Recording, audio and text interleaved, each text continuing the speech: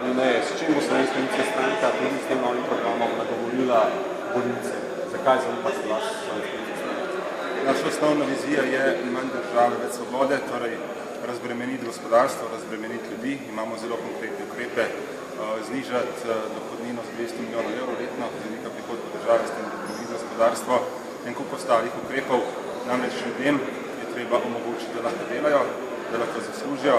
Povezovanje gospodarstva in izobraževanja za večjo dodano vrednost, večje prepletanje v času izobraževanja, se pravi študentov, dijakov z bodočim delodajalcem in pa seveda sociala.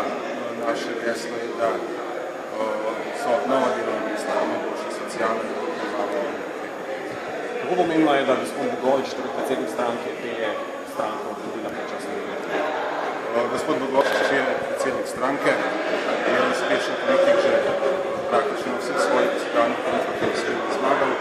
Kot evropski poslanec se je seveda sooča z ali kandidirati na državnozborskih ali ne. Dejstvo je, da kot prvak te stranke in kot kandidat za mandatarja v primeru uspeha stranke je tisti, ki z svojo prepoznavnostjo, svojim znanjem